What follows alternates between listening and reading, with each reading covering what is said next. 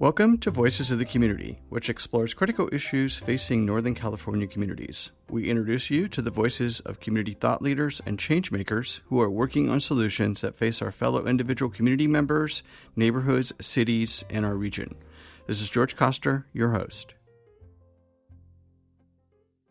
This episode is part of our series exploring COVID-19's impact on nonprofits and small businesses in the San Francisco Bay Area.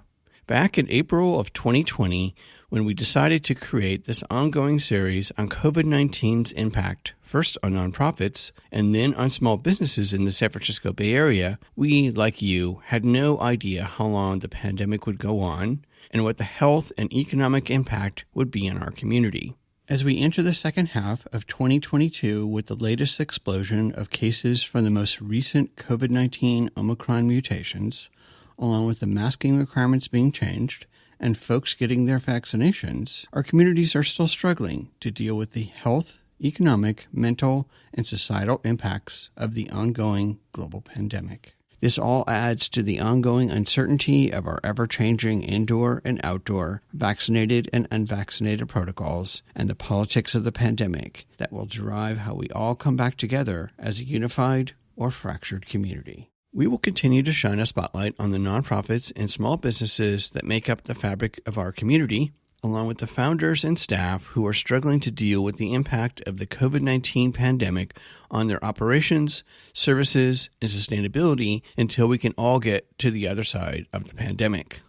Along the way, we will also share with you all the amazing solutions that our nonprofits, small businesses, foundations, and government leaders are working on to help us all get to the other side of the pandemic and come together to rebuild our communities with more economic, social, and environmental equality. There's a couple things that we found in our reporting. I think the first one that stood out to me is, unlike some other cities, which we'll talk about later, San Francisco, the city government is not pushing for these downtown office to housing conversions. The mayor's office is still trying to get businesses back. They're launching all of these campaigns to incentivize workers coming into the office. And when we talked to the planning department, what we found is that it's actually not going to be that difficult to make these conversions. So it's not the city's planning processes that are actually standing in the way. It feels a little bit more like a willpower problem, at least from the bureaucracy side.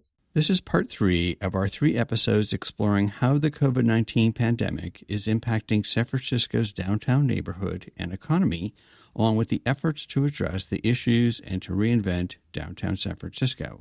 As downtown San Francisco continues to struggle to come back from the pandemic, one of the ideas that is being discussed is to convert office buildings into housing to address San Francisco's decades-long affordable housing crisis. We wanted to dig deeper into this idea of converting offices into housing and explore all of the issues of making this happen in San Francisco, along with examples of other cities who have actually converted offices to housing. Our guests also tell us about the state of California's pressure on San Francisco's government to build more housing, since according to California's Department of Housing and Community Development, San Francisco is the slowest jurisdiction in the state to move housing projects to construction. In this episode, we feature the voices of 2 local reporters, Sarah Wright and Kevin Trong from the San Francisco Standard, who've done in-depth reporting on the office building to housing conversion efforts, along with issues facing our housing and business sectors. I'm joined remotely by the housing and transportation reporter at the San Francisco Standard, Sarah Wright, along with small business policy and economic recovery reporter at the San Francisco Standard, Kevin Trong. Welcome to Voices of the Community, Sarah and Kevin.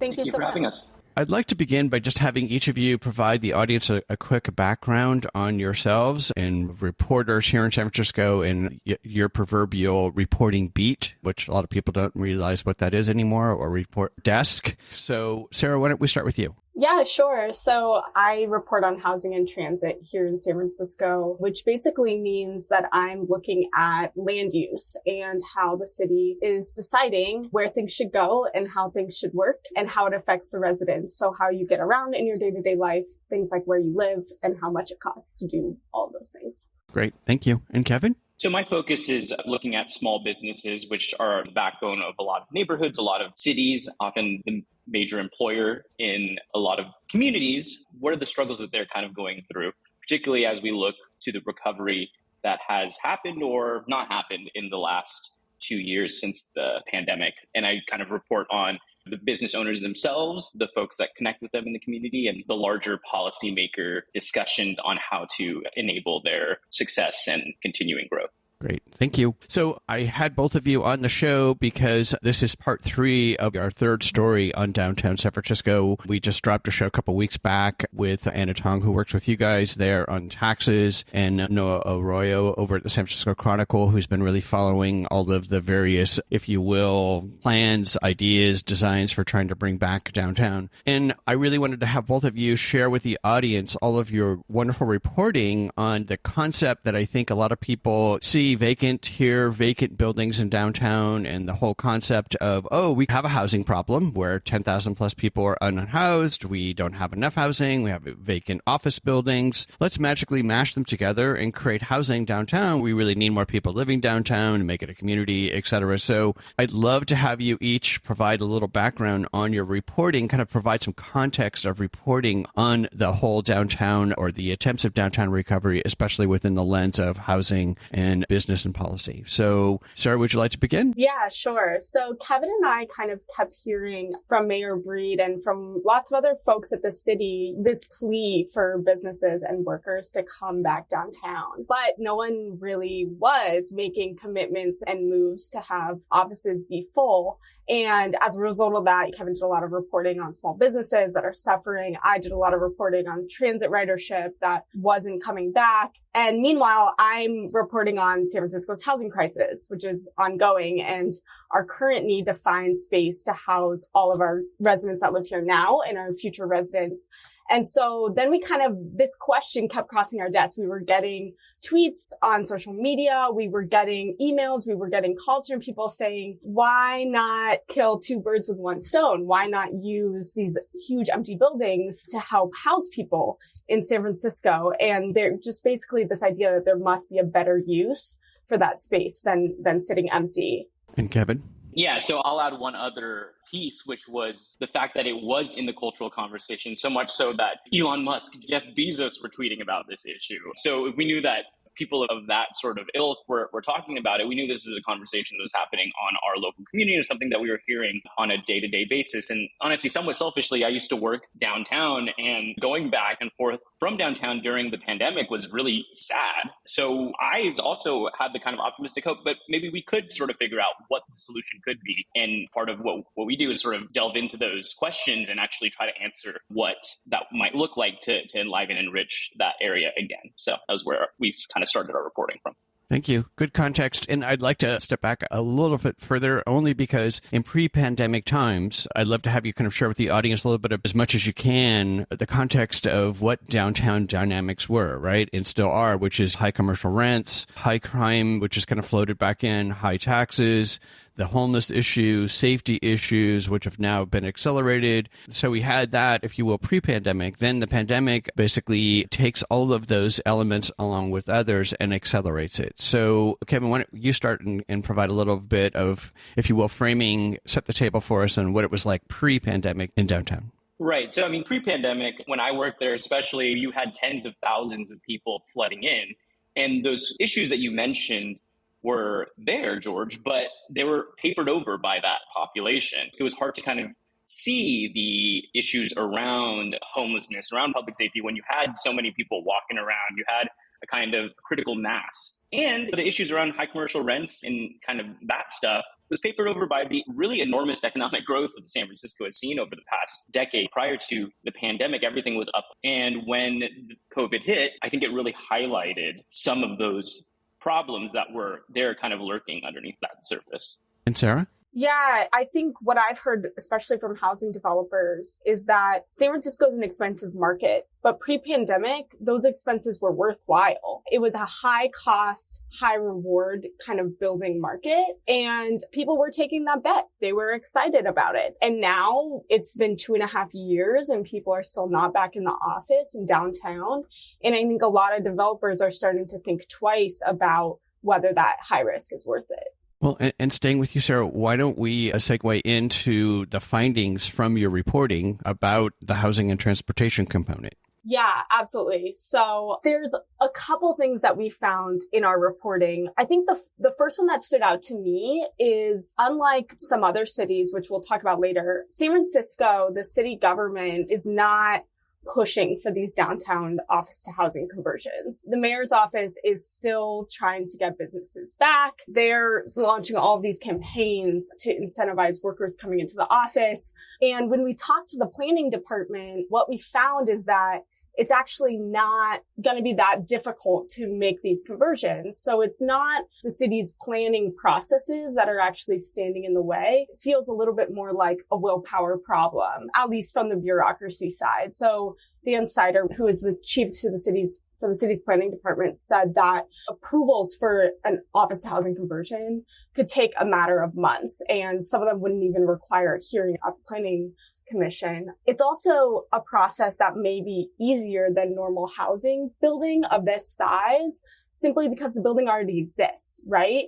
And so a lot of the barriers that housing developers find in San Francisco is often community opposition to a large-scale building in a neighborhood. And that can delay the process by months, even years. But because these buildings already exist, Dan said it's possible that that step of the process would actually be a lot easier than normal. So that's not really the big barrier standing in the way. I think the biggest thing that we found with this, and I've dove deeper into since Kevin and I did this report, is the cost of making these conversions. So there haven't been any applications in downtown San Francisco for this type of housing conversion. And one of the reasons for that is because it's just so expensive to make these types of conversions. So inflation is adding up here in San Francisco when it comes to building costs, and rents are steady or even down here in the city. And so across all types of housing development, builders have told me that things just aren't penciling out for them these days in San Francisco. So they are looking elsewhere outside of the city, in the East Bay, on the peninsula, where the cost is lower and the process is a bit simpler. They're deciding that it's not worth it. The other thing that Kevin and I found is that just like the city's not necessarily betting on these offices staying empty forever, neither are developers. They have a pretty long range of planning when trying to figure out where and when to build.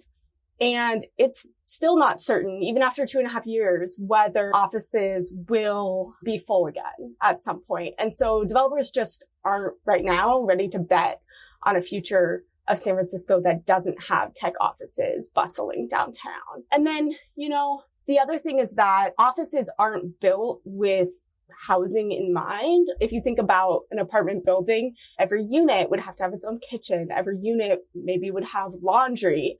Every unit would maybe have a dishwasher, lots of power fixtures. At least in this kind of like modern open office style building, we don't have all of that happening.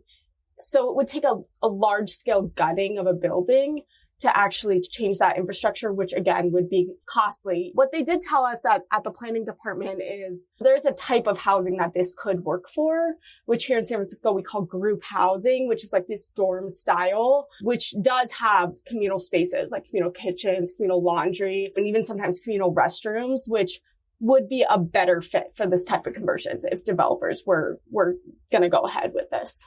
Well, and staying with the idea of cost again as well, for any of the listeners and folks, I call it the magical office conversion building, which is Erickson's Emerald team converted the old AAA building on Van Ness and Fell Street into office space. And I think both of you talked to them as well. So, Sarah, do you want to share a little bit about that conversation? Yeah, I'll let Kevin jump in as well. But the conversations that I've had with folks at Emerald and elsewhere is that the cost of building is only rising. And so that office conversion, it was complicated. I think that Oz told us that he's not even sure that it would be worth doing something like that today. It may have been the last of its kind at that price. And so that tracks exactly with what I've heard from other developers is experimental stuff isn't necessarily a good idea here in San Francisco, where it's already tremendously difficult to get projects through all of the permitting processes. And then by the time you do, hopefully prices haven't risen tremendously, and you can still actually physically build the housing on site. Thank you. And Kevin, would you like to add to that? Yeah, and I actually had lunch with Oz a couple of weeks ago, and he said, forget conversion projects, no housing is basically getting built right now. If you look at sort of planning applications, they've really fallen off a cliff. And you think about the kind of macroeconomic situation when that development went through. San Francisco was on the rise, capital markets were free, interest rates were low. Much easier to get a project like that financed in addition to getting it built. I mean, construction costs basically have only increased since then and have, like Sarah said, inflation has definitely added fuel to that fire. And he said that was a very special building. It was a really nice, I think the term he used was skeleton, something that really worked because of a small, narrow floor plate, which is basically the way that the building is laid out, which allowed for access to open light, which is something that San Francisco's building requirements have for these types of residential projects. And obviously, nobody wants to live in a place that's all shut in without any windows or anything like that. But it was expensive, more expensive than they initially first set out to do. But they were also in an environment where rents were high and still growing higher. So the economic sort of math made sense. A lot of times what gets built and what doesn't get built is pretty simple math. It's how much it takes to build and how much is going to come in. And if that equation doesn't balance, then that project probably won't get built. Thank you. I want to step back just for a moment as well to provide the audience, if you will, some more context around housing. So most cities and counties have to come up with a housing element. And in that housing element, it calls for them telling the state what kind of housing in the build, how many units, where it's going to be built, et cetera. And so, Kevin, I'm going to stay with you. Just have you share with the audience a little bit about like the state, what it's calling for, which I think in your reporting is around 80,000 new units in San Francisco. And now the state under Gavin Newsom is actually pressuring cities and counties, including San Francisco, which the last I had just heard was one of the slowest counties to actually build housing in the state, to actually build 80,000 units. So would you like to walk the audience through a little bit of the policy, if you will, of housing and the requirements that the state is pushing on? And then, of course, what's the city's response? Yeah, I can actually take this one because it's kind of the heart of what I've been working on, which is that, San Francisco has a housing crisis here. We also have a housing affordability crisis. And so we are running up against a deadline. This coming year, the state has given the city a task. We basically have to look at all of our policies, our land use policies, our zoning policies, and we have to create a plan. And that plan has to include where and how, more or less, we're going to accommodate 82,000 new units by the year 2031.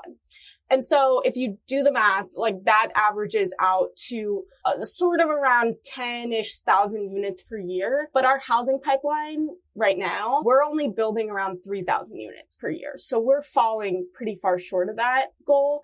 And it doesn't look like things are going to get better soon. And the biggest share of what we're falling behind, so that goal is broken down by types of housing and their affordability levels. And we're falling short on affordable housing specifically. And so there's a lot of questions as to why this is happening. One of the main drivers, like I mentioned earlier, is the cost to build. A lot of developers are not seeing it to be worthwhile to build here in San Francisco. But the state also suspects that our processes are getting in the way of this. So they've actually opened an investigation into San Francisco's housing permitting processes. And that's because we have uniquely long permitting times. It's the highest in the state to get a project kind of through the approval process.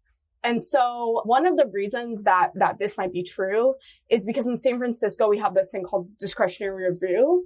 And discretionary review allows any project. So if you're trying to build housing, if you're trying to add a deck to your house, if you're trying to do any number of things, those can be appealed up to a board. And so that just adds bureaucracy to the process, and it allows more time for people to basically protest this change. And so right now, in response to the state's request, San Francisco is preparing its housing element update. So this is a process we go through every 8 years. It actually the city just released a new draft and has some upcoming meetings on this process.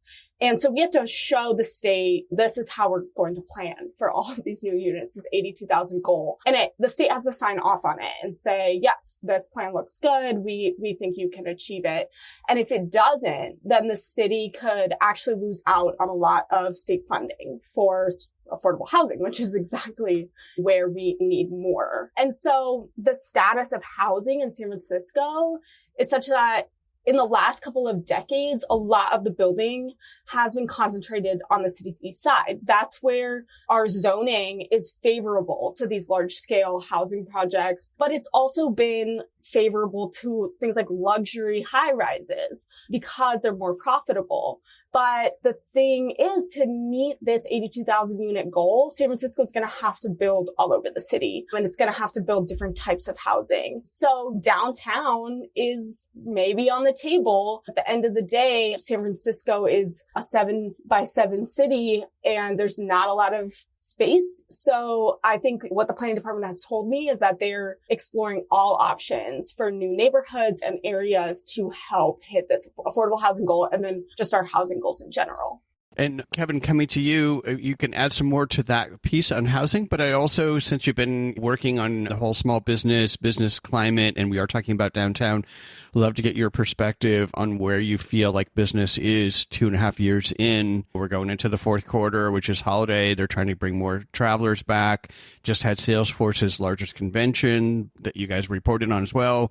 So share with us a little bit more on both business and your take on housing.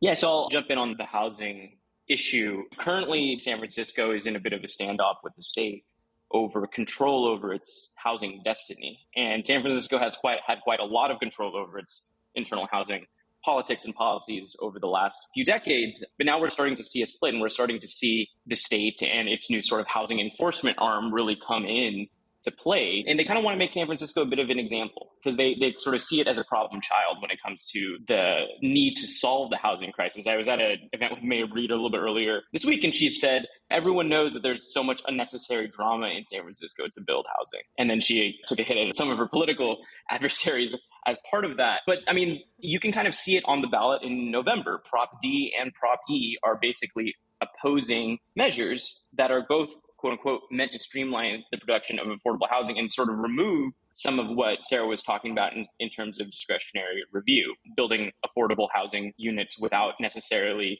needing to go through all the bureaucratic hurdles. And it'll be an interesting result to see what voters want, because a lot of the problems with building housing in the past has sort of been led by the community. And now we're starting to sort of see a political divide in the city around that.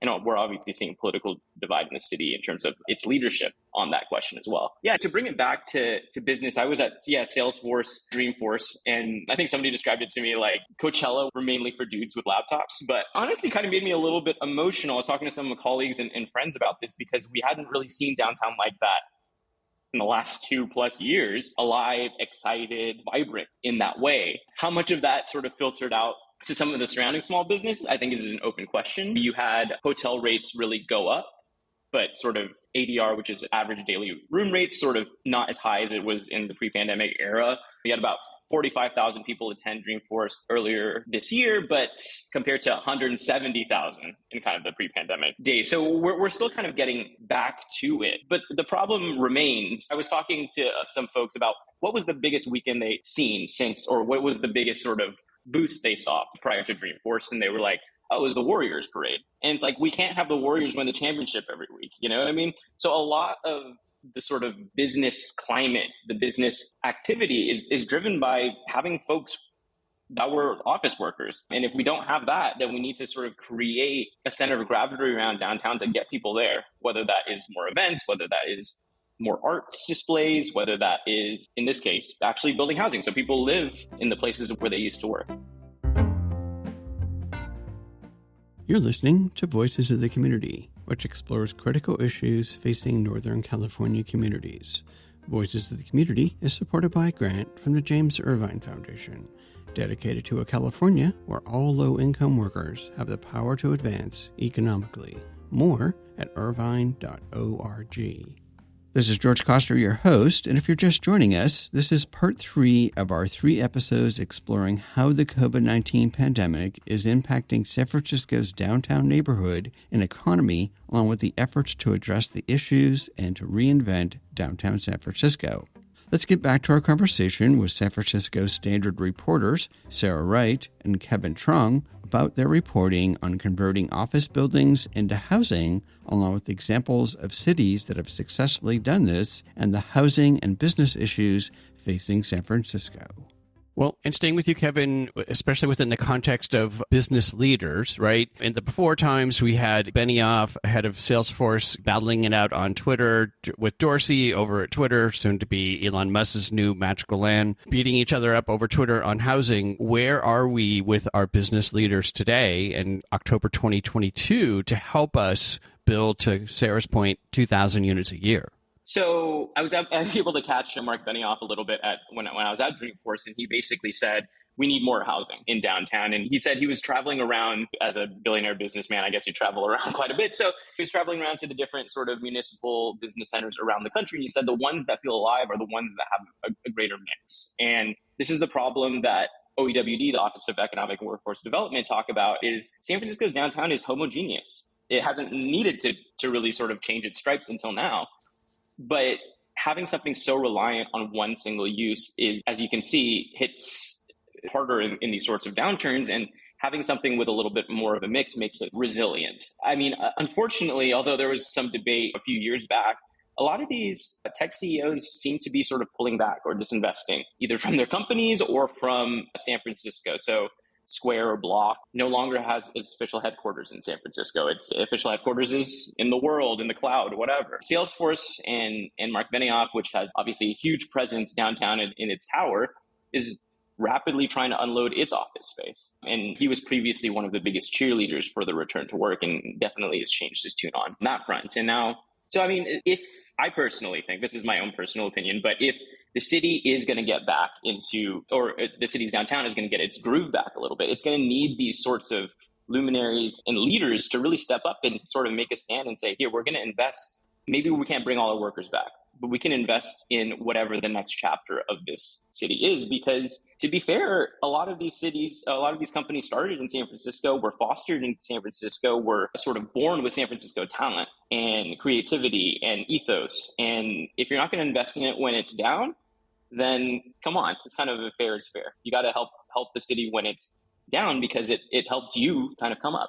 There's also an interesting comparison, which I've been drawing on in my reporting, which is actually South San Francisco. I know it sounds crazy. South San Francisco is way tiny compared to San Francisco, but they're what's called the birthplace of bioscience. And that has led them to be a little more durable through the pandemic. And so San Francisco may be at a disadvantage because we're over relying on these tech companies that pivoted almost seamlessly to remote work, but haven't really pivoted back yet. And it might be advisable for San Francisco to start trying to attract industries and companies like the life sciences, like research and development, like it's the peninsula and its neighbors to the south have done successfully, because those industries proved a little bit more in-person work is required for labs and other sorts of manufacturing industry. And so there's, like Kevin said, it's going to take some commitment and creative solutions. And the other thing is,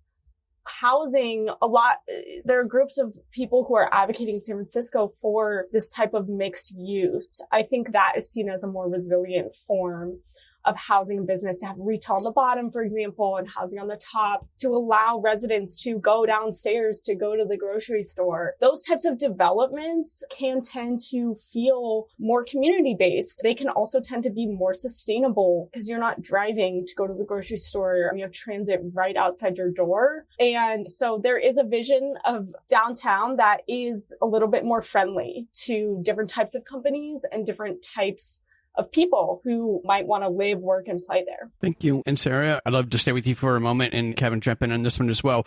I wanted to just turn, since we're talking about some solutions or ideas, in your reporting, you talked a little bit about the LA's adaptive reuse ordinance. So I'm not sure which of you would love to dive into that one, and then the impact of the adaptive reuse ordinance on housing production in LA, which most people think, oh, LA, it's this massive suburban, which it is, but they've done an amazing job on trying to reinvent their downtown. Yeah, I can kind of jump in on this. So I'm actually from Southern California in LA, and for much of it, and my parents are also grew up there as well. And for much of their sort of life, downtown LA was kind of a dangerous place. It wasn't a place you ever really wanted to go. Now it's incredibly hip. It's vibrant. It has a lot of residential use. And part of that was a kind of concerted effort by the city leadership to pass this adaptive reuse ordinance. And what that did, and it was back in the late 90s, what that did was basically allowed them to take advantage of some of these distressed, empty, vacant, dilapidated buildings and turn them into something what the city really needed, which was new housing for an increased population and citizenry. And over the 2 decades that ordinance was in place, and it did a bunch of things, it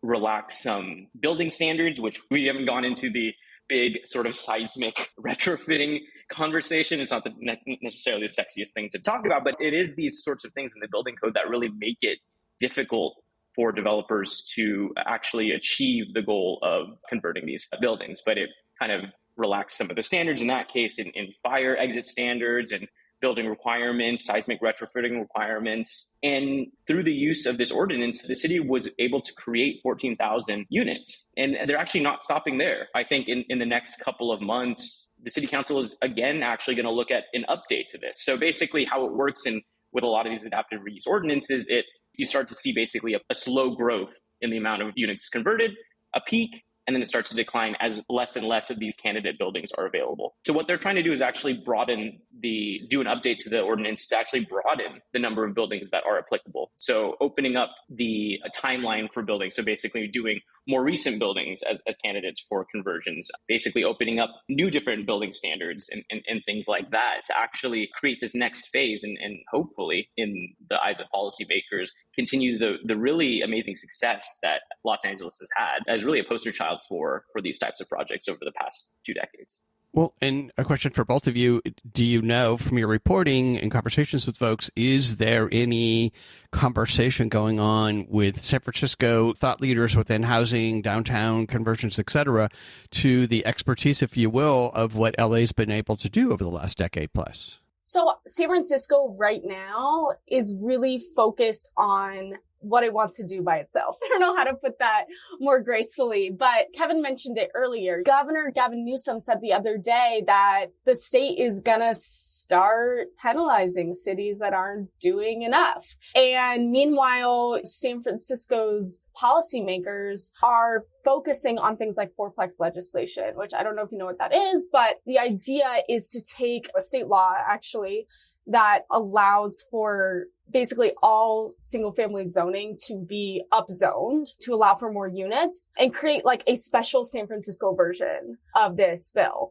And that's the approach that legislators have been taking to these statewide efforts. Things like removing parking minimums, which we already actually have, because San Francisco likes creating versions of state policy that it says fits its political and sort of goals when it comes to housing. What that ends up sometimes meaning is that these state laws aren't as powerful here in San Francisco. And a lot of that has to do with legislators here wanting to maintain sort of local control over our housing policies and things like discretionary review, because they want housing development to be careful, to be planned. And I honestly haven't asked the folks, especially on the land use committee, about LA's policies in particular, but what I imagine they would say is, oh, but we're San Francisco and we want to do it our own way. Right. The unicorn of housing, which has been borne out by lack of and more and tens of thousands of folks still wandering the streets, which we've been having the same conversation since I moved here in 1977, sadly. I wanted to segue back for a second. You mentioned Governor Newsom, and either one of you jump in on this question, but he's trying to put the proverbial funding where he is putting his hammer, right? So he said, hey, in our new budget, here's $100 million in seed funding to convert offices into housing. So do you want to share a little bit about what the policy is, and if you feel like it's hitting any open ears in San Francisco? Yeah, so he actually boosted that number. I think the current number tagged in the budget is $400 million, and so it's a lot of money. But you got to think he's going to probably, or the state is probably going to incentivize putting that or prioritize putting that money into places where they think are doing housing policy correctly, rather than, like I said, San Francisco being more of a problem child. So the idea would be to basically create grants to help incentivize, to remove cost barriers and help ease conversions, and particularly working on this issue of the downtown conversions. And I think the details are still yet to be worked on what exactly that looks like, whether cities will need to sort of work internally on how to develop their own sort of systems and maybe use that pot of funding for financing help. But I mean, cities around the country are really jumping in on this because they sort of see this collapse in commercial property values coming. Because if you don't really have people in offices, they're not really worth much. And a lot of city budgets are really kind of predicated on that property tax. So you have cities like Washington, D.C. that's thinking of creating sort of a tax abatement program for these conversions. You have cities like Chicago, which is pitching sort of tax credits and incentives and financing to actually make these sorts of things happen. And I'd be a little bit remiss if I didn't mention New York. We talked a little bit about LA's adaptive reuse ordinance. Well, the other major city we can kind of point to as a test case is New York after 9/11, which basically wiped out Lower Manhattan and really depressed that entire part of the city. And the state sort of worked together on financial incentives, regulatory and zoning changes to really incentivize building up Lower Manhattan as a little bit more of a diverse neighborhood. Now you go there, there's restaurants on the waterfront, there is hotels, there's housing there as well. In addition to like the Wall Street offices that we kind of know, and I guess I wouldn't say love, but we at least know. And those sorts of changes added, I think, 25,000 or so units down there. And they're not stopping there. I think they started an adaptive reuse task force. I think they're supposed to report back by the end of the year, figure out some regulatory changes to make it easier, make these sorts of programs and projects easier. So we're a little bit behind the eight ball if this is something that we want to do, because we haven't really convened something specifically focused on this. We're convening task force and blue ribbon commissions and whatever to think about how to build housing. But if we're really want to make a concerted effort on this programs and this effort in particular, I think we're going to need to really kind of shine a light and put a focus on it. And going back to the state money, I mean, there's a lot more where that comes from. Governor Newsom and the state's housing office are doling out grants. They're giving money to cities who have shown a willingness and an interest in making building happen. And in San Francisco, we've actually started an effort to apply for pro-housing status, which is this new program at the state, which would give certain cities, Sacramento's the only one who's gotten it so far, this designation that they're pro-housing, and that would make them basically put them at the top of the list for grants and subsidies from the state. It's pretty interesting. I reviewed the city's application for this status, and there's a lot of stuff that we can show to prove that we've taken down barriers to building housing, but there's still a lot of work left to do. Like I said earlier, on our permitting processes, our timelines. And so it's really not clear whether the state will take this application seriously and take our pleas for money seriously. But the consequences are pretty big if we're not able to prove, A, that we can meet their goal for the 82,000 units in the next decade, and B, that we are welcoming to housing development generally in the city. Because if we're not able to prove those things, our funding stream more or less could get cut off from the state. And that is a huge, huge threat to our ability to build housing in the future, because the cost is so high and we basically need public dollars anywhere we can get them in order to make this housing happen. Well, and so staying with the idea of San Francisco actually applying, and I love the fact that Sacramento is going after it, given urban sprawl, if you will. I would love to get each of your input or thoughts on New York, which was what you were talking about, Kevin, and you guys talked about this in your reporting, was the 421A tax abatement program. And since our last episode in part 2, Noah kind of walks the audience through what I think is kind of a cascade of effect where, and you talked about a little bit as well, Kevin, where office space, 25% occupied, maybe at best it's 40% or 50%. It comes up for reassessment. They're all going to ask for reassessment. All the buildings get reassessed at lower tax basis. All the tax money that the city is living on goes away. And it seems like a tax abatement program and a adaptive reuse ordinance, those hand in hand could really be amazing tools for San Francisco to reinvent itself. What are your thoughts on those? Yeah, I think right now we're sort of wanting to, I would call, right size our downtown. So make sure that we have the amount of housing, the amount of commercial space, the amount of retail that makes sense for whatever the post-pandemic future will look like. And because there's a certain inertia that is caused by the amount of investment, the amount of capital that's already gone in, we're going to need some sort of policies to at least put a finger on the scales a little bit to kind of push things in the right direction, whether that's tax abatements. I mean, honestly, whether that's subsidies to help this thing happen. It's kind of interesting. We don't really have this conversation very much anymore, but for much of the 20th century, the federal government put a lot of money into developing public housing. And it's not something that is really existing in our political conversation anymore, but it's something that a lot of folks locally and at the state level and are talking about. Like, we're going to need to think about how to do this on a big scale, because these sort of one-off solutions, these sort of marginal things are not going to really help lead these cities around the country into whatever that next phase needs to be. Yeah, I want to jump in a little bit because government subsidies can go far in housing. The thing I'm hearing from developers right now, though, is that a tax break on a development is not gonna build it. It's not gonna make the 2 + 2 = 4. And so with rents staying steady or even dropping, and with just the cost of labor rising, the cost of materials rising in San Francisco, the uncertainty of even getting it built.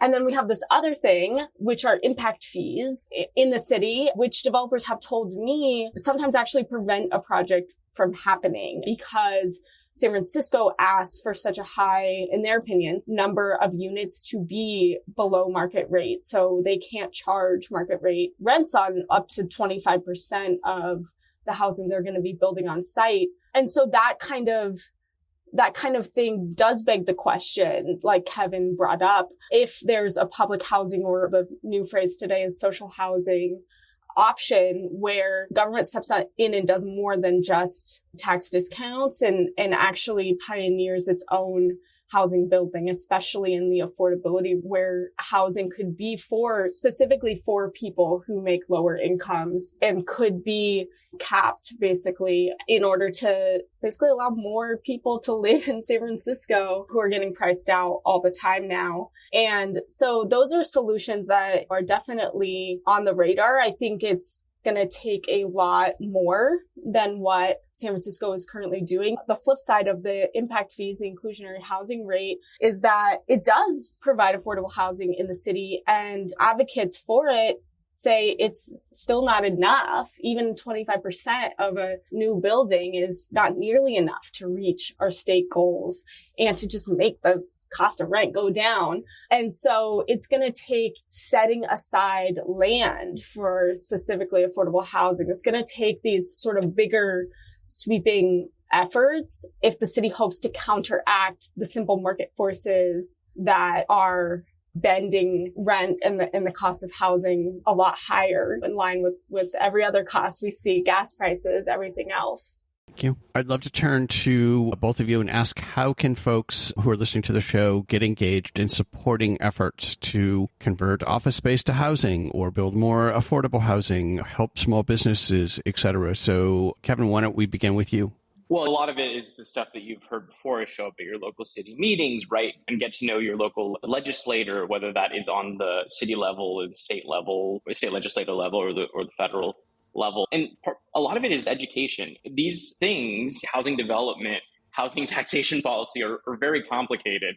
But if you're able to kind of explain it to people in a way that sort of makes sense, and that's kind of what our job is, and that's why we initially set out to write this article, you can kind of get people on board, because I think one of the things that is kind of great about this housing issue is there's a lot of bipartisan support for wanting to address the issue of homelessness, for wanting to make sure people have an affordable place to live. I think if you start from those sorts of very basic understandings of people's right to basically be able to live in the city in which they were raised and born, or they want to work, there's a lot of support for that. Now, how we get there, that's the more complicated question. But for example, there's multiple housing initiatives on the ballot coming up in November. So get educated about that. And in a place like San Francisco, a little bit goes a long way in terms of being able to change public opinion or change the opinion of folks in your community, because it can get very complicated and can get very discouraging. But if we want to make solution, want to make progress on some of these big issues, it's kind of going to need to have everybody rowing in the same direction, starting with that very basic understanding of wanting to have an affordable place to live. Great. Thank you. And Sarah? Yeah. So what I do is I show up to city meetings. I'm there as an observer, but there's a lot of people who aren't. And specifically the land use committee, it meets every Monday at 1:30 p.m. and you can tune in remotely. And if you really want, you see something on the agenda, or you don't even see something on the agenda and you just want to talk about housing, those 3 members of the Board of Supervisors are there to listen to your concerns about land use. And there's also, coming up on November 15th, there's a big hearing at the whole Board of Supervisors on the housing element update. So if you have a vision for what the future of San Francisco should look like, where we should be building housing, how we should be building housing, there will be time for public comment at that meeting. And it's where the city as a whole will be gathering to talk about basically the next 8 years of housing development. So there are opportunities. And like Kevin said, reaching out to your representatives, it sounds like, oh, maybe they won't have time or they won't listen to me, but that's what these people are here for. They represent your neighborhood. They live in your neighborhood. And so reach out, and you don't know what could happen. Thank you. It's great. And for everyone listening, we are working on an election show, an hour show that would broadcast the last Saturday and Sunday of October and the first Saturday and Sunday of November, to try to do a deep dive into local and state propositions, mind-numbing as that may be. So I'd love to turn to our final question for each of you, and that is, what do you feel like are some of the good things, and I know that's all relative, or positive things that have come out of the pandemic, as if you will, drive to do things like convert office to housing, to get more attention on housing issues, on business issues, etc. So who would like to begin? I'll go. I live in the Richmond district in San Francisco. And as a result of the pandemic, I see Clement Street. I see my neighborhood coffee shops, my neighborhood fried chicken place, Foghorn, which is amazing. Busy, so busy. I think, yes, maybe people are not going downtown. Maybe they're not going to the office. All of my housemates work from home. And so they go out in their own neighborhood. And it's been really fun to kind of see these small downtowns throughout the city thriving and businesses doing well there, and people kind of walking around at all hours of the day. So I really enjoyed getting to know my neighborhood a lot better. Thank you. And Kevin?